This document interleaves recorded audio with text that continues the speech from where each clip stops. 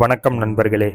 நீங்க எத்தனை முறை உங்க மொபைல்ல இன்ஸ்டாகிராம் அல்லது ஃபேஸ்புக் ஓபன் பண்ணி 5 நிமிடங்கள் ரீல்ஸ் பார்க்கலாம்னு ஸ்டார்ட் பண்ணி 1 மணி நேரம் போனதே தெரியாம சோஷியல் மீடியா கண்டென்ட்ல ஸ்க்ரோல் பண்ணிட்டு இருந்திருக்கீங்க? மோஸ்ட்லி நம்ம டே டு டே லைஃப்ல அப்பப்ப நடக்கிற விஷயம்தான். உங்களுக்கும் இது நடந்திருந்தா நீங்க அதிகமா யூஸ் பண்ணக்கூடிய சோஷியல் மீடியா ஆப்போட நேமை கமெண்ட் பண்ணிட்டு தொடர்ந்து வீடியோவை பாருங்க. சோஷியல் மீடியான்னு சொல்லப்படக்கூடிய Facebook, Twitter, Instagram, WhatsApp, Netflix இந்த மாதிரி எந்த பிளாட்ஃபார்மா இருந்தாலும் அது உங்க கவனத்தை ஈர்க்கிறதுக்காக உருவாக்கப்பட்டதுங்க. இன்னைக்கு இந்த சோஷியல் மீடியா கண்டென்ட் எப்படி உங்க விலை மதிக்கவே முடியாத நேரத்தை வீணடிக்குதுன்னும் அதுல இருந்து மீண்டு வர என்னென்ன வழிகள்னும் இந்த பதிவுல சொல்ல போறேன். இந்த வீடியோவை கடைசி வர தவறாம பாருங்க. இந்த வீடியோவோட கடைசியில உங்க சோஷியல் மீடியா யூசேஜை குறைச்சு நேரத்தை சேமிக்கிற சூப்பரான ஒரு போனஸ் டிப் சொல்ல போறேன். சராசரியா ஒருத்தர் ஒரு நாளைக்கு 2 to 3 மணி நேரம் சோஷியல் மீடியால ஸ்பெண்ட் பண்றாருன்னு ஆராய்ச்சியில சொல்றாங்க. இது கிட்டத்தட்ட ஒரு வருஷத்துக்கு 45 நாட்கள் ஜஸ்ட் சோஷியல் மீடியா கண்டென்ட்டை ஸ்க்ரோல் பண்ணி டைம் வேஸ்ட் பண்றோம். இந்த நேரத்தை வேற உபயோகமான விஷயங்களுக்காக பயன்படுத்தலாம். அதிகமான சோஷியல் மீடியா யூசேஜ் பண்றதால கவனக்குறைபாடு, கவலை, மன அழுத்தம் போன்ற விஷயங்கள் அதிகமாகுதுன்னும் ஆராய்ச்சியாளர்கள் கண்டுபிடிச்சிருக்காங்க. சமூக வலைதள ஆப்புகள் எப்படி வடிவமைக்கப்பட்டிருக்குன்னா ஒரு சூதாட்ட மனப்பான்மையை ஏற்படுத்துற மாதிரி திரும்ப திரும்ப அதுக்குள்ளேயே மாட்டிக்கிற மாதிரி டிசைன் பண்ணப்பட்டிருக்குங்க. அதுல வரக்கூடிய லைக், கமெண்ட் மற்றும் நோட்டிபிகேஷன்ஸ் எல்லாம் உங்க மூளைக்கு சிறிய அளவு டோபமைன் ஹார்மோனை ரிலீஸ் பண்ணுது. இந்த டோபமைனை ஹாப்பி ஹார்மோன்னு சொல்லுவாங்க. ஒரு சின்ன மகிழ்ச்சியை உங்களுக்கு கொடுக்கும். அந்த டோபமைன் ஃபீலிங்காக திரும்ப திரும்ப உங்களை தேட வைக்குது.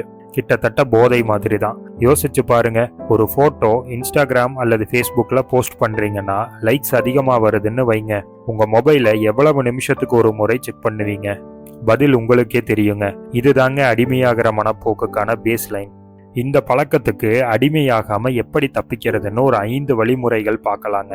Number 1, set time limits. உங்க மொபைல் ஆப் யூசேஜை ட்ராக் பண்ணவும் கூடவே ரெஸ்ட்ரிக்ட் பண்ணவும் நிறைய ஆப்ஸ் இன்னைக்கு அவைலபிளா இருக்குங்க.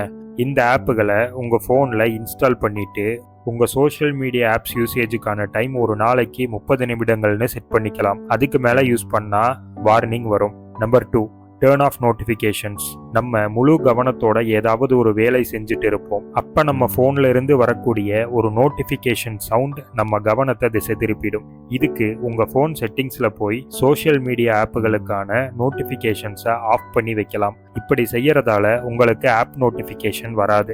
நீங்களா ஆப் ஓபன் பண்ணாதான் அப்டேட்ஸ் பார்க்க முடியும். Number 3, replace scrolling with learning. நீங்க சோஷியல் மீடியால ஸ்க்ரால் பண்ணி ரீல்ஸ் அல்லது மீம்ஸ் பார்க்குற நேரத்தை அதே சோஷியல் மீடியால இருக்கிற யூஸ்ஃபுல்லான கண்டென்ட், அதாவது எஜுகேஷனல் வீடியோ, பாட்காஸ்ட் இது மாதிரி கன்சியூம் பண்ணா உங்க பர்சனல் growthக்கு உதவியா இருக்கும். Number 4, use 20-20 rule. அது என்னங்க 20-20 ரூல்? நீங்க உங்க போன் ஸ்கிரீனை எந்த விஷயத்துக்கு யூஸ் பண்ணாலும் 20 நிமிஷத்துக்கு ஒரு முறை 20 செகண்ட் பிரேக் எடுத்து வேற ஏதாவது ஒரு விஷயத்துல கவனத்தை செலுத்தணும். இதனால உங்க டோபமைன் செயின் பிரேக் ஆகி சோஷியல் மீடியால இருந்து வேற விஷயத்துக்கு உங்க மூளை ஃபோக்கஸ் பண்ண ஆரம்பிச்சிடும். Number 5, digital detox days. வாரத்துல ஒரே ஒரு நாள் ஃபேஸ்புக், வாட்ஸ்அப், ட்விட்டர், இன்ஸ்டாகிராம்னு எல்லா சோஷியல் மீடியாலையும் ஆஃப்லைன் போயிடுங்க.